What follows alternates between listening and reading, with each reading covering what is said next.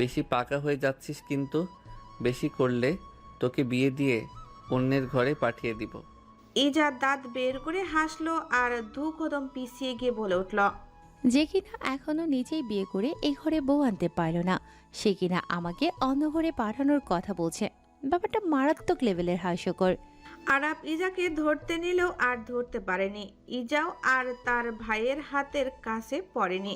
ইয়ামিনা সর্দার room থেকে বেরিয়ে এসে বললেন, বাবা ছেলের মধ্যে কি কথা হচ্ছে শুনি? আমাকে একা রেখে তোমরাই গল্প করো। এই বাড়িতে নতুন ভাবিকে আনার কথাই বলা হচ্ছে আম্মু। তুমি আর আমি এ ব্যাপারে কিছুই জানি না, কারণ আমরা দুধ ভাত।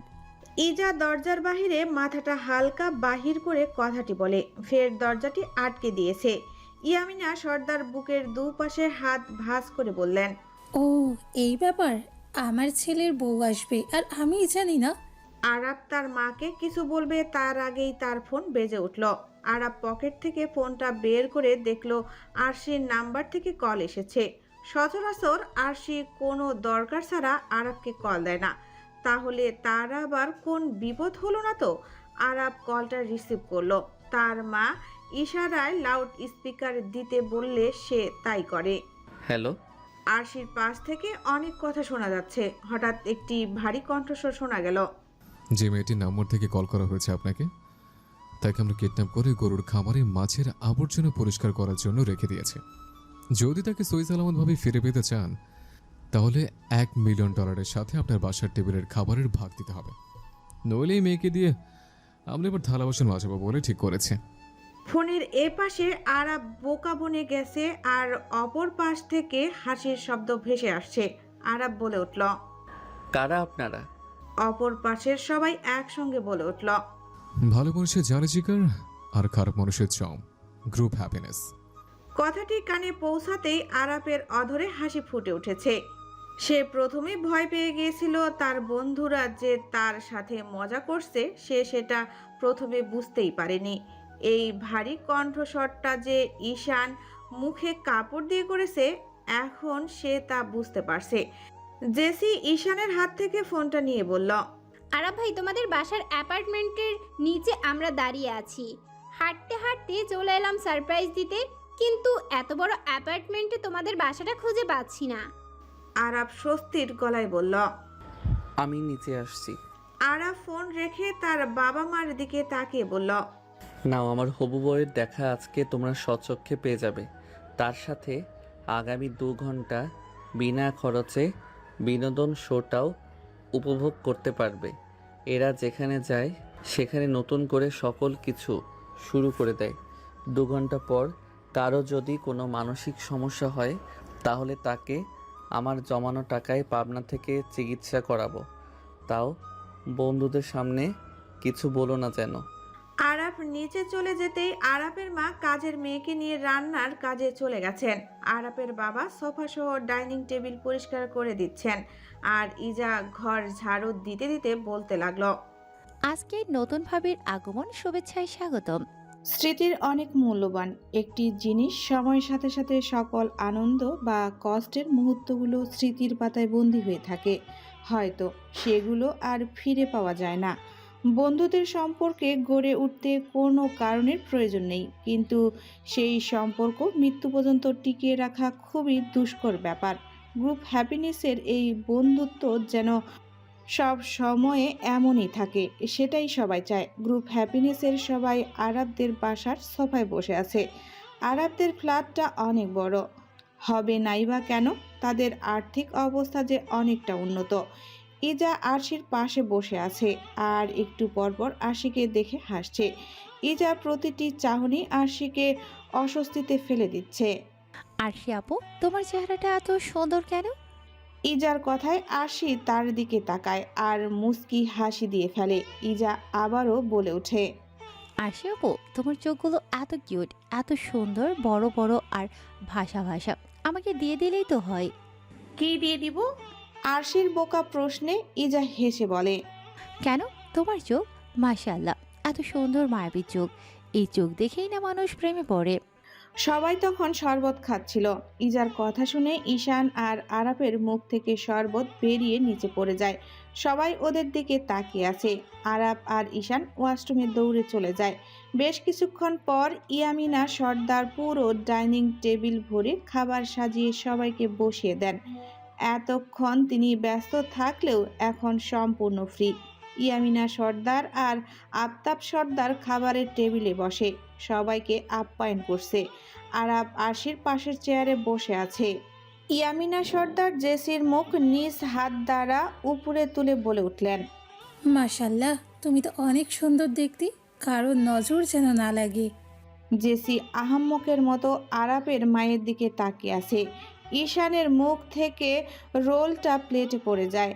হিমেল ঈশানের কানের কাছে ফিসফিস করে বলে উঠল, ঈশান শোন, আমার মনে হয় আন্টি জেসিকে ছেলের বউ হিসেবে পছন্দ করেছে।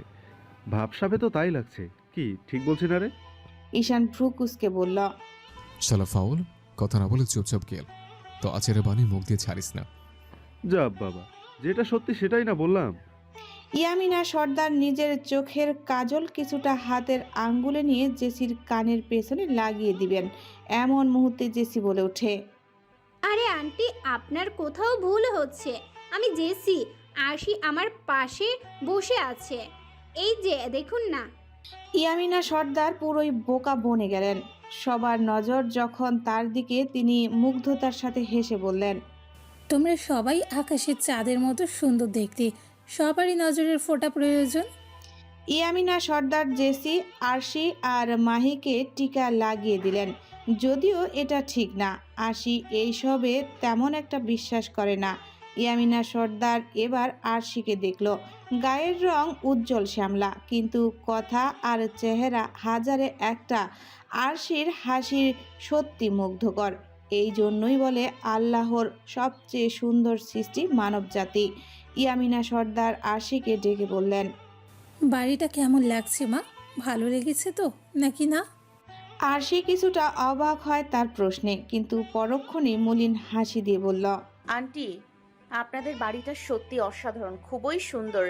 আমাদের বাড়ি যদিও এত বড় নয়, তাও আন্টি আপনার দাওয়াত রইল অবশ্যই, কিন্তু আমাদের বাসায় আসবেন আর সবাইকেই নিয়ে যাবেন। ইয়ামিনা সর্দার আরশির ব্যবহারে সত্যি সন্তুষ্ট।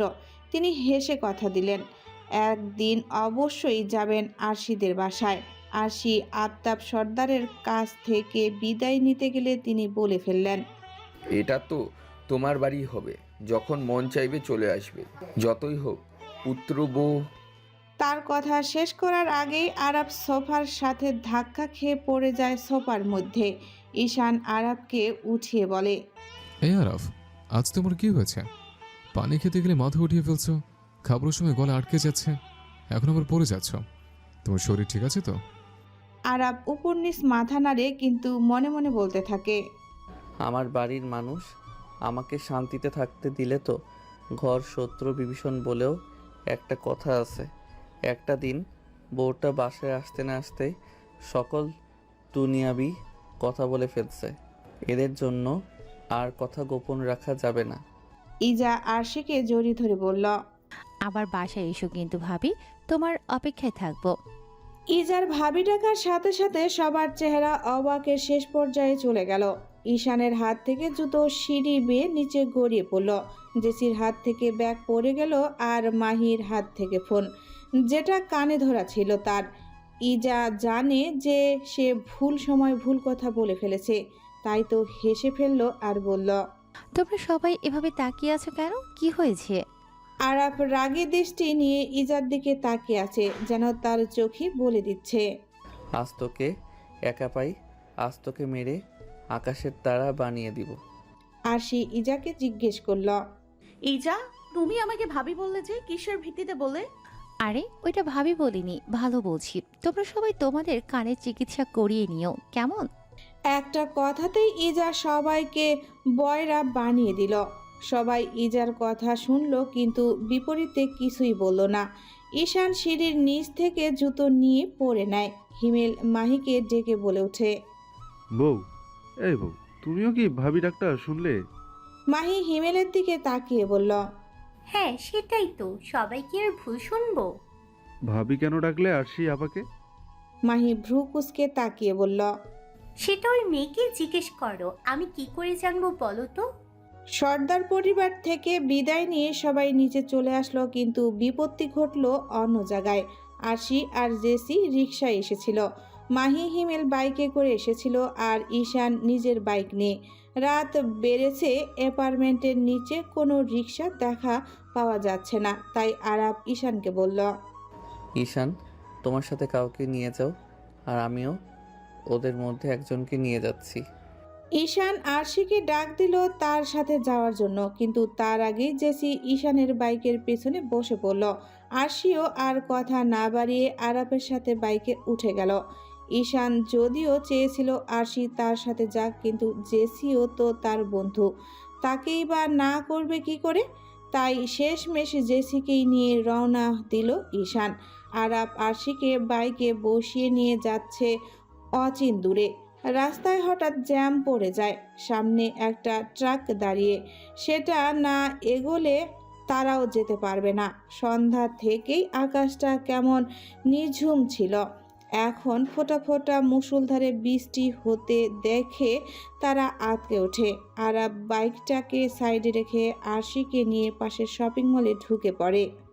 ম্যাম, বৃষ্টি না থামলে যাওয়া যাবে না, তার থেকে ভালো উপরের ক্যাফেতে বসে কফি খাওয়া যাবেন নাকি আমার সাথে?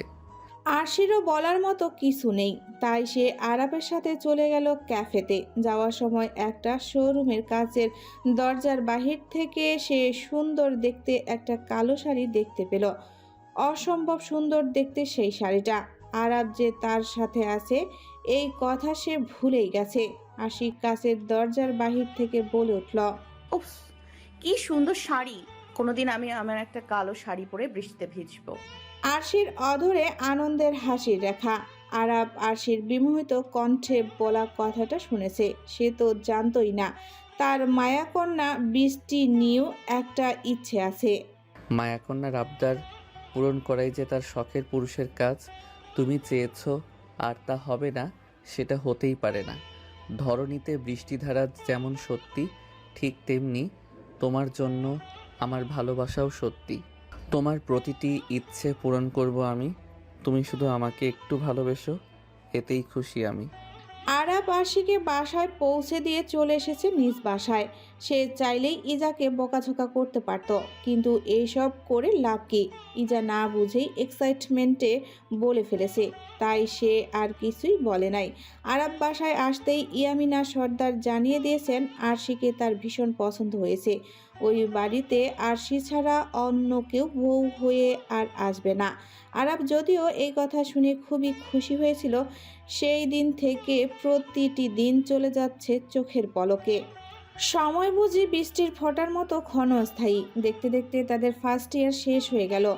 এরই মধ্যে তাদের বন্ধুত্বের বন্ধন দৃঢ় হয়েছে, কেউ কাউকে ছাড়া থাকতে পারে না, আজকেও তাই। পার পার, আরে পার না রে, পার পার রে বাপ। দাঁড়া শালা, উঠতে নেই। উঠতে দিবি তো নাকি? নয়তো পারবো কি করে? ঈশানের ধমকে হিমেল সহসা থেমে গেছে। ঈশান গাছের ডাল বেয়ে উপরে উঠছে আর হিমেল পাহারা দিচ্ছে। তাড়াতাড়ি কর না রে ভাই, কেউ দেখে নিলে কি হবে ভেবেছিস? ঈশান হিমেলের দিকে তাকিয়ে বলে উঠল, আইসে।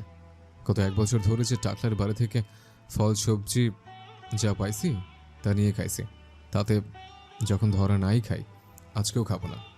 আব্দুল স্যার কলেজের পেছনের প্রিন্সিপাল স্যারের বাড়ির বাগানে ছুটে আসলেন আর দেখলেন যা হওয়ার কথা ভেবেছেন তাই হচ্ছে। গত 1 বছর ধরে গ্রুপ হ্যাপিনেসের সকলে তাদের প্রাক্তন প্রিন্সিপাল স্যারের বাসা থেকে ফল সবজি যা পায় তাই নিয়ে রান্না ভর্তা যা পারে করে খায়। যদিও শুরুটা আরশি আগে করেছে, আব্দুল স্যার হাজার মানা করেও লাভ হয়নি। তাদের একটাই কথা, এই টাকলা বুড়ো তাদের কলেজে থাকতে অনেক জ্বালিয়েছে, এখন সুদে আসলে সব মিটিয়ে নিবে। 2 দিন পর পর স্যার এইসব নিয়ে কলেজে ভাষণ দেন। যে বা যারা তার গাছের সাথে এমন করেছে তাদের তিনি কঠিন শাস্তি দিবেন, কিন্তু তাতে লাভ কি? স্যার সিসি ক্যামেরা পর্যন্ত লাগিয়েছে, তাতেও লাভ হয়নি। আরাপ তার চাচার কাছ থেকে সিসি ক্যামেরার কন্ট্রোল করতে শিখেছিল। এই সূত্রে ধরেই তারা সাহসটা পাচ্ছে। আরাব যদিও প্রথমে মানা করেছিল, কিন্তু বন্ধুদের জোরে তাকে সিসি ক্যামেরা হ্যাক করে তাদের সাহায্য করতে হয়। তারা যে শুধু ফল সবজি নিয়ে প্রিন্সিপাল স্যারের ক্ষতি করেছে, এটা সম্পূর্ণই ভুল ধারণা। তারা প্রায় সপ্তাহে গাছে পানি দিয়ে দেয়, নতুন গাছ লাগায়। স্যার দারোয়ান রেখেছিল গাছ পাহারা দিতে, কিন্তু ঈশানরা টাকা দিয়ে হলেও ফল সবজি নিয়ে ছাড়বে, যেন এতেই তাদের শান্তি। প্রিন্সিপাল স্যারকে রাগাতে তাদের বেশ ভালোই লাগে। আগে যেমন কলেজে থাকতে করতো, এখন তাই করছে। দে আরশি, জোরে টান দে যেন আমার কোলে এসে পড়ে। জেসির কথায় আরশি মুচকি হাসে। আরশি কামরাঙ্গার রশি পেঁচিয়ে রেখেছে, টান দিলেই ফলগুলো পড়বে। জেসি আর মাহি ওড়না ধরে দাঁড়িয়ে আছে, যাকে বলে ক্যাচ ধরবে তারা। আরশি টান দিলে তারা ফলগুলো ওড়নার মধ্যে নিয়ে ফেলে। আরশি জেসিকে উদ্দেশ্য করে বলল, আমি কাঁচা কলা আর কাঁঠালের মুচি আনতে গেলাম, তোরা থাক। মাহি জিভ বের করে বলল, আজ বুঝি ভর্তা বানানো হবে, সেই টেস্ট হবে। তাই তো ব্যাগে করে তেঁতুল নিয়ে এসেছি। আমিও বিট লবণ আর সরিষার তেল নিয়ে এসেছি। জেসির কথায় উৎফুল্লতা। আরশিও হেসে মাথা নেড়ে চলে যায়। আরশি কাঁচা কলা কিছুতেই কাটতে পারছে না। হঠাৎ তার পেছনে একটা অবয়ব দেখে সে কিছুটা ঘাবড়ে যায়। আজকে ধরা পড়ে গেল কি না ভেবে আরশি পেছনে তাকাতেই কেউ বলে উঠল, ধাপ্পা। আরশি জোরে চিৎকার করে ওঠে। আগন্তুক আরশির মুখটা চেপে ধরে আর টোল মাখা মুখের হাসি নিয়ে বলে ওঠে, ম্যাম, ভয় পেলেন বুঝি? আরশি আরাফের হাতটা মুখ থেকে সরিয়ে বলল, আরাফ, দিন দিন তুমি ঈশানদের মতো বাদর হয়ে যাচ্ছ। তাই একটু হচ্ছি, সঙ্গ দোষে হচ্ছে ম্যাডাম। আমার কি দোষ বলুন তো? আরশি এই কয়েকদিন আরাফকে নানানভাবে চিনেছে। ছেলেটা আগের থেকেও প্রাণবন্ত হয়ে উঠেছে। মনে হয় যেন তার জীবনের কষ্টের কিচ্ছুই নেই, আছে শুধু আনন্দ আর আনন্দ আর আনন্দ। আরশি আর আরাফ কাঁঠালের মুচি নিয়ে আড্ডা মাখায় চলে আসলো। ঈশান আর হিমেলকে পেঁয়াজ কাটতে দেওয়া হয়েছে। ঈশানের চোখ দিয়ে পানির বন্যা বয়ে যাচ্ছে, অথচ হিমেল খুব সুন্দর করে কেটে যাচ্ছে। না তার চোখ দিয়ে পানি পড়ছে, না তার কুচিগুলো আঁকাবাঁকা হচ্ছে। ঈশান চোখের পানি মুছে বলল, এই হালা, তো চোখের আনন্দের পারে নাই কেন? আমার এত আনন্দ যেন যে নদী হয়ে যাচ্ছে, একটু পরে তো সমুদ্রের সৃষ্টি হবে। হিমেল দাঁত বের করে হাসলো আর বলল, সবার দ্বারা সব কাজ হয় না, হার স্বীকার করে নেওয়াটাই শ্রেয়। ঈশানের নাক ছিটকে এলো। এই ছেলে তো এত ভালো কাজ পারে না, তাহলে এত দাপট দেখাচ্ছে কেন? ব্যাপারটা কি? ঈশান চলে গেল মাহির কাছে। এই জাতের খালা, তোর হ্যাবলা মতো সুন্দর পেঁয়াজ কাটতেছে কিভাবে?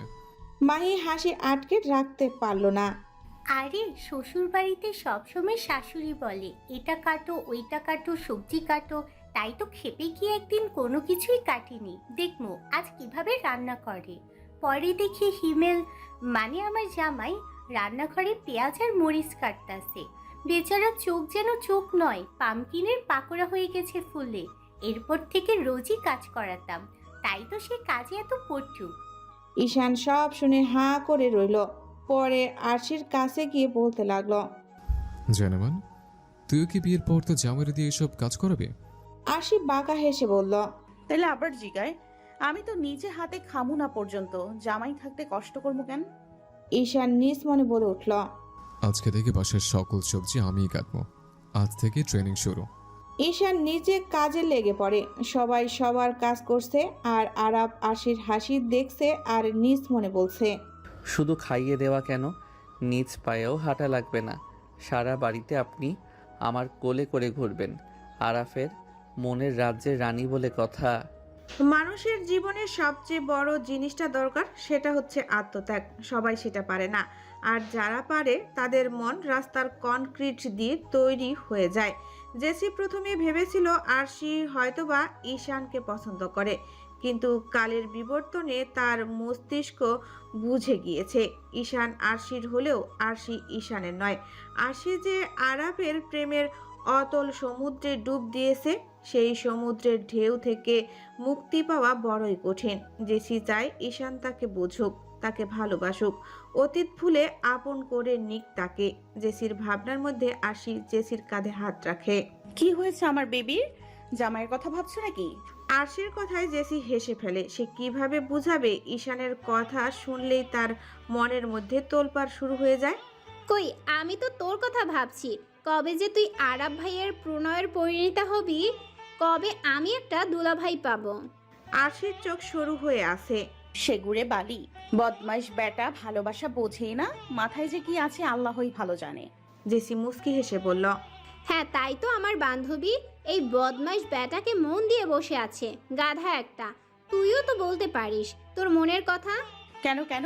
আমি কেন বলবো? সে বলবে অলওয়েজ ছেলেরাই বলে। তাহলে আমি কেন বলবো? আমি তো অপেক্ষা করব। যদি পাই তাহলে রাস্তার পাশে বসে থাকা পাগলকে বিয়ে করে নিব। তাও এই বজ্জাত লোককে জামাই হিসেবে গ্রহণ করব না। কি করবে না? পেছন থেকে এক পুরুষালী কণ্ঠস্বর পাওয়া গেলে আরশি আর জেসি সহসা পিছু ফিরে তাকায়। আরাবকে বুকে হাতে ভাঁজ করে দাঁড়িয়ে থাকতে দেখে তাদের অন্তরাত্মা পর্যন্ত কেঁপে উঠেছে।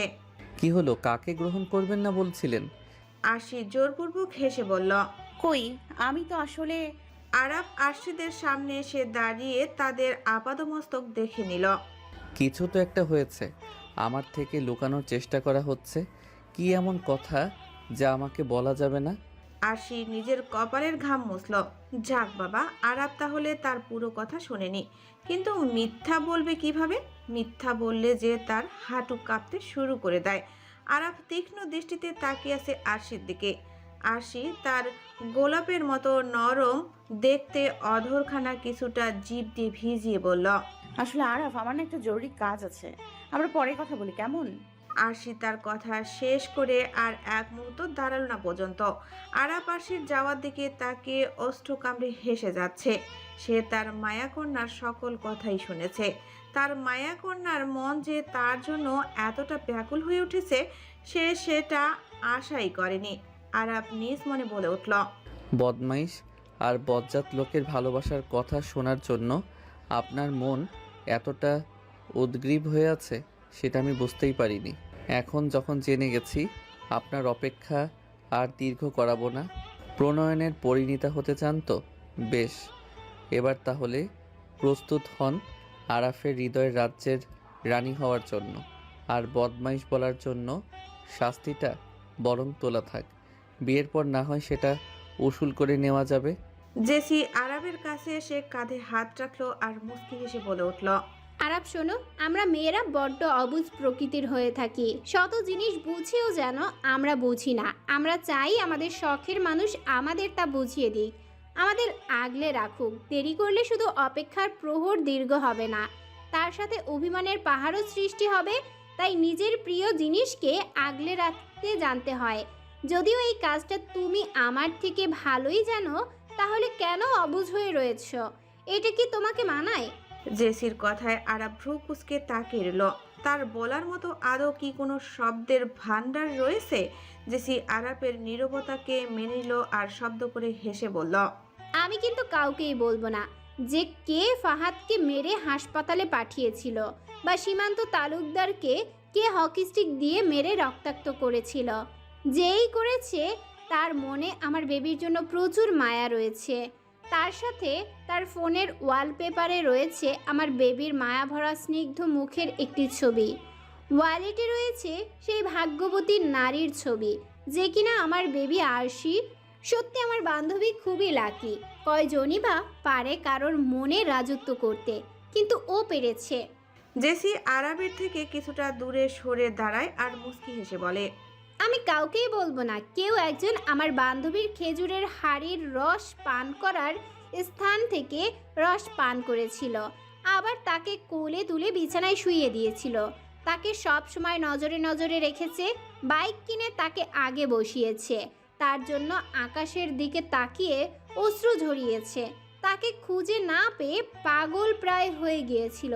বিশ্বাস করো আরাফ, আমি এই কথাগুলো কাউকেই বলবো না। জেসি কথাগুলো বলেই মুস্কি হেসে চলে গেল আর পেছনে রেখে গেল চিন্তার জর্জরিত একজন যুবককে। আরাব নিজ কপালের ঘামটুকু মুছে নিল সযত্নে। তারপর ফিসফিস করে বলে উঠল, তার মানে জেসি সব জেনে গেছে, কিন্তু ও আরশিকে কিছু বলেনি কেন? আর জেসি যে ঈশানকে চায় তা তো আমি জানি। কিন্তু তাও কেন যেন মনে হয় কিছু একটা তো ভুল হচ্ছে, একটা কিছু তো আছে যা আমি আন্দাজ করতে পারছি না। দুপুর গড়িয়ে বিকেলের পশ্চিম আকাশে সূর্য ঢলে পড়েছে। নিজ বাইক থেকে নেমে আরাফ রুমে প্রবেশ করলো। আরাফ রুমে ঢুকেই সোফায় তার ছোট চাচা আর বড় চাচাকে দেখতে পেল। আরাফের কপালে সহসা পড়ে গেল কয়েক স্তর ভাঁজ। সে সোফা পর্যন্ত যেতেই আহনাব সর্দার ভাতিজাকে জড়িয়ে ধরলেন। আরাফও হেসে তাকে জড়িয়ে ধরল। আমজাদ সর্দার আরাফের কাছে এগিয়ে এসে বললেন, চাচার কথা মনে পড়ে না তাই না? মনে পড়লে ঠিকই গ্রামের বাড়িতে যেতে। হয়তো একটা ভুল ছিল। সম্পত্তি জীবনের সব হয় না। আমরা আর কতদিন বাঁচবো? বয়স হচ্ছে, সময়ও ফুরিয়ে যাচ্ছে। আজ বাদে কাল তো মরেই যাব। তাই তোমার দাদুর মতো নিয়ে সকল সম্পত্তি তোমাদের ভাই বোনদের মাঝে দিয়ে দিয়েছি। তাও আর চাচার উপর রাগ করে বসে থেকো না। আরাফ চাচার কথা শেষ হওয়ার অপেক্ষায় ছিল। তার কথা শেষ হওয়ার সাথে সাথে বলে উঠল, আপনি ভুল বললেন বড় আব্বু। সম্পত্তির জন্য আমরা গ্রাম ছাড়িনি। আপনি সম্পত্তি নিয়ে ঝামেলা করেছেন। বড় ভাইয়াকে দিয়ে দিন, আমার এইসব চাই না। আমি শুধু ভাঙা পরিবারটাকে আবার এক দেখতে চাই। আর ক্ষমা করার কথা বলছেন, আল্লাহ ক্ষমা করলে আমি আর ক্ষমা না করার কে? আমজাদ সর্দার আর নিজেকে আটকে রাখতে পারলেন না। আরাফকে নিজের বুকে আগলে নিলেন। অশ্রু তার গাল বেয়ে গড়িয়ে পড়ছে। আফতাব সর্দার ও নিজের দু ভাইকে ক্ষমা করে দিয়েছেন। আমজাদ সর্দার জেদ ধরে বসে পড়লেন, তিনি তার ভাতিজাকে গ্রামে নিয়ে যাবেই যাবে। আরাফ নাইয়ের উপর না করে যাচ্ছে, তাতেও লাভ হচ্ছে না। আরাফ ইয়ামিনা সর্দারের কাছে এগিয়ে গিয়ে বলল, মা শোনো না, 11ই জুলাই আরশির জন্মদিন, আর আমি গ্রামে যেতে পারবো না। আমি সেদিনই আরশিকে আমার মনের কথা বলবো বলে ঠিক করেছি। প্লিজ মা, বড় আব্বুকে বোঝাও। ইয়ামিনা সর্দারি বা কি বলবেন, তাই তিনি বললেন, বড় ভাইজান, আরাফের একটা বন্ধুর জন্মদিন 2 দিন পরেই। ও যদি চলে যায় কি করে হবে বলুন তো? ও বরং পরে এক সময় চলে যাবে। আমজাদ সর্দার তেজ নিয়ে বললেন, দরকার হলে বন্ধুকে নিয়ে যাবে, তাতে কোনো আপত্তি আছে নাকি? আহনাব সর্দার মুস্কি হেসে ভাতিজার দিকে তাকালো আর বলে উঠল, জন্মদিনটা কি ওই মেয়েটার? কি যেন নাম? ও হ্যাঁ, আরশি। ওই মেয়েটারই নাকি? আমজাদ সর্দার কপাল কুঁচকে বললেন, আরশি? এই আরশিটা আবার কে? আর একটা মেয়ের জন্য আরাফ নিজের বড় আব্বুর কথা রাখবে না? ইয়ামিনা সর্দার কিছু বলবে তার আগে আফতাব সর্দার বলে উঠলেন, আরশি হচ্ছে আমার ছেলের হবু পুত্রবধূ, কিন্তু সেটা পারিবারিকভাবে ঠিক করা হয়েছে। মেয়েটা এখনো কিছুই জানে না। যদিও ও গ্রামে গিয়ে সব জেনে যায়, তখন এর দায়ভার কে নেবে? আমজাদ সর্দার বললেন, একটা মেয়ে বিয়ে ঠিক হলো আর সে জানবেই না? আর বিয়ে ঠিক মানে? আমরা তো কিছুই জানি না। আফতাব সর্দার নিজের ভাইদের সব বিষয় ভালোভাবে বুঝিয়ে বললেন। তারা আরশির ছবি দেখতে চাইলে ইয়ামিনা সর্দার নিজের ছেলের ফোনটা নিয়ে যান। আর আরাফ হতবুদ্ধের মতো দাঁড়িয়ে আছে। তার পার্সোনাল ফোনটাও কেউ এভাবে নিয়ে যায়? আরাফের ওয়ালপেপারে আরশি আর তার একসাথে তোলা একটা হাস্যোজ্জ্বল ছবি দেওয়া। আমজাদ সর্দার দেখে বললেন, না, মেয়েটা ভালো আছে, ছেলের পছন্দ আছে বলতে হবে। কার ভাতিজা দেখতে হবে না? আরাফ চাচার কথা শুনে কেন যেন লজ্জা পেয়ে গেল। আহনাব সর্দার মুস্কি হেসে বলে উঠলেন, আমার না সেই দিনই সন্দেহ হয়েছিল, যেদিন মেয়েটা কিডন্যাপ হয়ে যায়।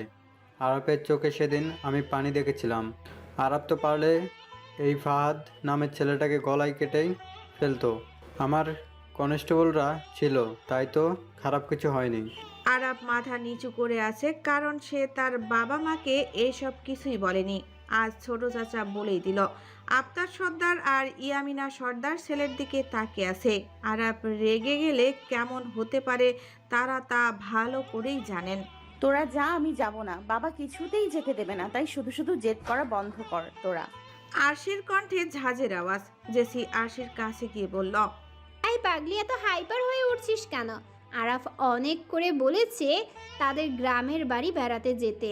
চল না যাই, আঙ্কেল কিছুই বলবে না, জাস্ট কয়েকদিনের জন্যই তো ব্যাপার।